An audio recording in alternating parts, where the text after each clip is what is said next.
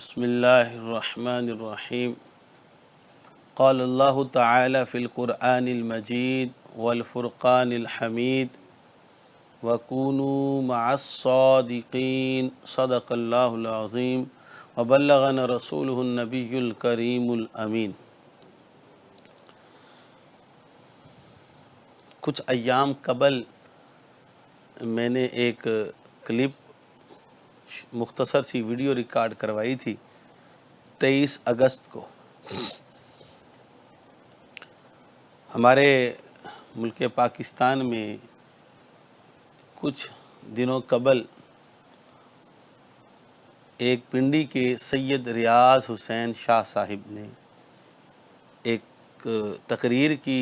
اس تقریر میں انہوں نے قرآن کریم کی یہ آیت مبارکہ وَرَفَعْنَاهُ مَكَانًا عَلِيًّا کے حوالے سے گفتگو کی۔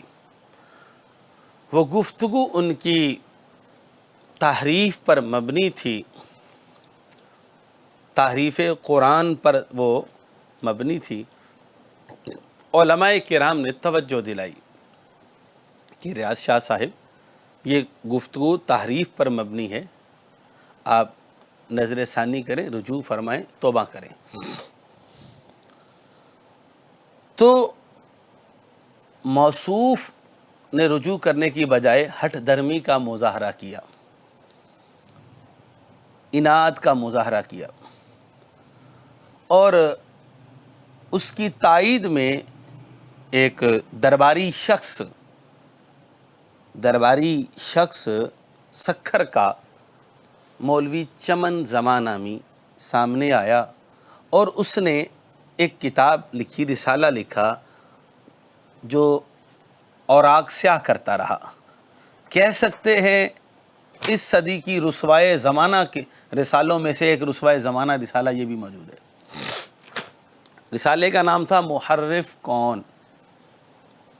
اب مولوی صاحب یہ گفتگو کرنے سے تو قاصر رہے، اس کا علم جواب دے گیا کہ حضرت نے جو باتیں کی تھیں کہ وہ بات کر سکتے، اس کو علمی دلائل میں پیش کر سکتے، اور حدیث پاک بھی ہے جب علمی دلائل نہیں ہوتے تو گالیاں دیتا ہے، تو پھر وہ گالیاں دینے پہ تل آیا میرے سیدی و سندی و امامی و ملجائی امام اہل سنت اعلیٰ حضرت رحمہ اللہ پر۔ اس نے اعلیٰ حضرت رحمۃ اللہ علیہ پر خوب تبرہ کیا اور خوب زبان درازی کی۔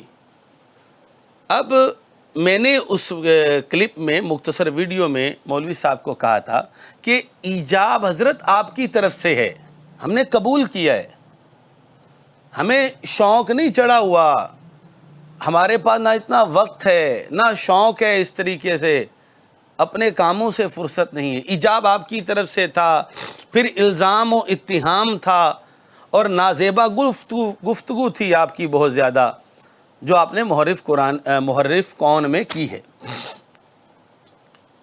اب آپ نے الزام لگا دیا اعلیٰ حضرت رحمۃ اللہ علیہ پر دو چیزوں کا، تحریف لفظی کا اور تحریف معنوی کا۔ میں نے آپ سے درخواست کی مصلحانہ طور پر کہ آئیں پراپر طریقے سے بیٹھتے ہیں اور بات کر لیتے ہیں۔ دو عنوان دیے تھے آپ کو۔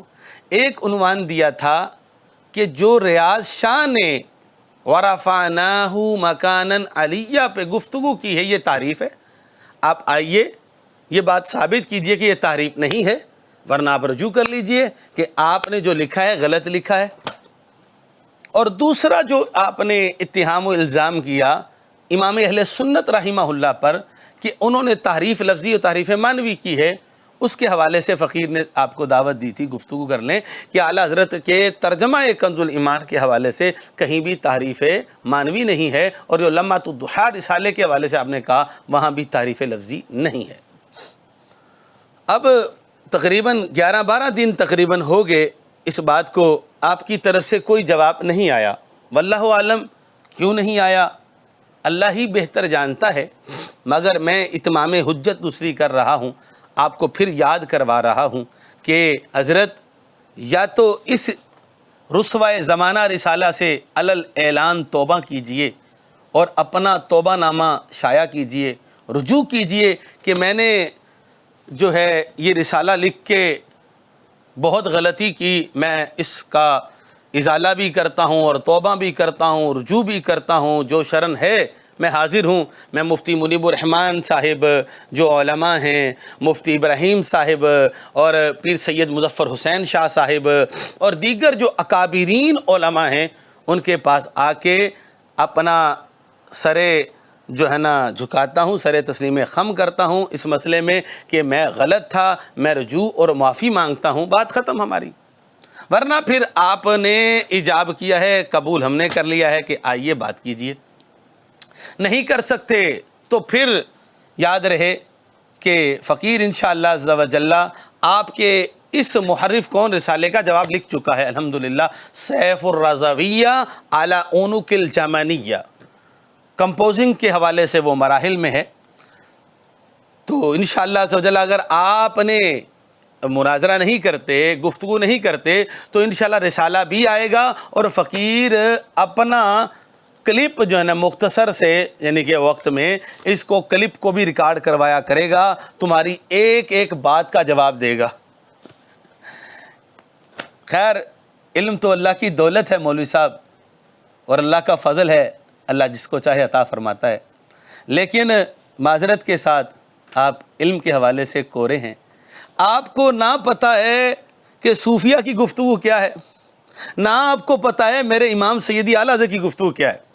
آپ سمجھنے سے قاصر ہیں، آپ نہیں سمجھ سکتے، اور جب کورے باطن ہوتا ہے تو پھر تو ویسے ہی سمجھنے سے بندہ قاصر ہوتا ہے، جب خدا دین لیتا ہے تو عقل بھی لے لیتا ہے، آپ کے پاس کچھ نہیں ہے۔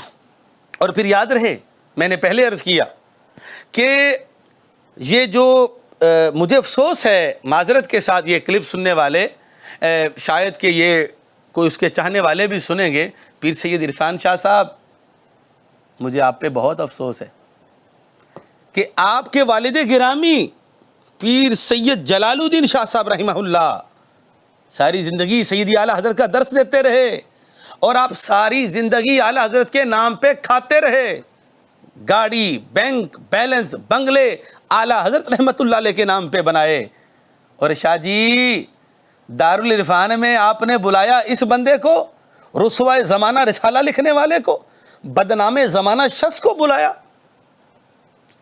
شاہ جی معذرت کے ساتھ آپ کو شرم نہیں آئی؟ آپ کو دکھ نہیں ہوا؟ آپ کو افسوس نہیں ہوا کہ آپ اس پلیت اور بدبخت شخص کو اپنے ساتھ بٹھا رہے ہیں جو میرے امام پہ تبرہ کر رہا ہے، تان کر رہا ہے؟ آپ کو اپنے والد گرامی کے کوئی نصیحتیں، کوئی تربیتی اصول یاد نہیں رہے؟ ان کی زندگی کا منہج کوئی یاد نہیں رہا؟ اور عرفان شاہ سید باقر علی شاہ صاحب رحمہ اللہ بھی تجھے یاد نہیں ہے؟ ریاض شاہ تو ویسے ہی، اسے کیا بات کی جائے، وہ تو ویسے ہی فارغ آدمی ہے۔ عرفان شاہ تجھ پہ افسوس ہے، افسوس ہے تجھ پہ، ایسے بدبخت شخص کو تو نے دارالعرفان میں بلا کے پلیت کیا۔ پلیت تو ویسے ہی ہو چکا ہے وہ کہ تو نے اور بھی کئی نالائق لوگوں کو بلایا اور اپنی نالائقی پہ مہر ثبت کر دی تم نے کہ میں ایک نالائق آدمی ہوں، میں جو تھا وہ نہیں رہا، اس سے میں پھر چکا ہوں، عدول کر چکا ہوں۔ چمن زماں مناظرہ کے حوالے سے پوری طریقے سے ہوگی، میں ایسے نہیں کہ تو منہ اٹھا کے بات کرے گا اور منہ اٹھا کے ایسے بات ہو جائے گی، ایسا نہیں ہوگا۔ یہ جو ماتن ہے نا تیرا، جس کی تو نے تائید کی ہے، یہ ساتھ بیٹھے گا، اور عرفان شاہ بھی بیٹھے گا جسے تو حجت الاسلام کہتا ہے، تاکہ پتہ تو لگے یہ تیرے کتنے سر پہ ہیں۔ یہ دونوں ساتھ بیٹھیں گے تیرے، اب دائیں دیکھ لے کس کو بٹھانا اور بائیں کس کو بٹھانا ہے، دائیں بائیں دیکھ لے کس کو بٹھانا ہے۔ عرفان شاہ اور ریاض شاہ یہ بیٹھیں گے دو، یہ بیٹھے گا پھر بات کروں گا میں، اور یہ تو ثابت کرے گا۔ دو عنوان ہے، پھر یاد دلا رہا ہوں، وَرَفَعْنَاهُ مَكَانًا عَلِيًّا کی تعریف تمہیں ثابت کرنا ہے کہ تعریف نہیں، ہم ثابت کریں گے یہ تعریف ہے انشاءاللہ۔ اور مجھے کسی ساتھی نے بتایا کہ بھی وہ الزام سبحان الصبح اعلیٰ حضرت کے رسالہ کے حوالے سے وہاں جی الزامی، چمن یہ تو پھر بیٹھیں گے تو پتہ لگے گا کہ الزامی گفتگو کیسے ہوتی ہے، اور تجھے تو یہ بھی نہیں پتہ کہ الزامی گفتگو کیسے ہوتی ہے، اور پھر انشاءاللہ عز و جل آپ کو سکھائیں گے بھی، بتائیں گے بھی کہ الزامی گفتگو کس طریقے سے ہوتی ہے۔ ایسے ہوتی ہے الزامی گفتگو، انشاءاللہ میں منتظر ہوں۔ اب میں تیسرا کلپ تمہیں دعوت مناظرہ کا نہیں بناؤں گا، یہ تمام حجت کر دی، بنا دیا، ہم حاضر ہیں امام اہل سنت کے ادنا سے غلام، اور یہ علماء اہل سنت کی نگرانی میں ہی ہوگا۔ تیری طرح جھوٹ بولنا، کذب پر مبنی حرکتیں میں نہیں کرتا، نہ ہی میں کرنا چاہتا ہوں اور نہ ہی میں کروں گا، کہ اپنی مرضی کی جگہ کا تعین کر کے، اپنی مرضی ہی کی ڈیٹ تعین کر کے، بغیر دوسرے فریق کے وہ کر کے، تو لہٰذا وہاں پر جاؤں اور جہاں جا کر بیٹھ کے آ جاؤں اور کہوں کہ میں مناظرہ جیت گیا، فاتح بن گیا۔ ایسے فاتحین پہ تف ہے، تف ہے، تف ہے۔ وہ اب تجھے پتہ ایسے فاتحین کون سے ہیں، ایسے فاتحین کون سے ہیں؟ تو لہٰذا ابھی بھی موقع ہے، وقت ہے، توبہ کر لے، رجوع کر لے۔ جو سچے اور سچے سادات ہیں ان کے قدموں میں آ جا۔ یہ سچے سچے سادات نہیں ہیں۔ تجھے شاید میرے جملے ثقیل لگیں گے اور شاید غصہ بھی آئے گا، لیکن یاد رکھ لے یہ سچے سچے سادات نہیں ہیں۔ سچے سچے سادات کے قدموں میں داخل ہو جا، یقین کر یہ دنیا بھی سنور جائے گی، آخرت بھی سنور جائے گی۔ میں اللہ کریم کی بارگاہ میں دعا گو ہوں، مالک کریم ہمیں حق سچ والوں کے ساتھ کھڑا کر دے اور حق سچ بولنے کی توفیق عطا فرمائے اور حق سچ سمجھنے کی توفیق عطا فرمائے۔ وآخر دعوانا ان الحمد للہ رب العالمین۔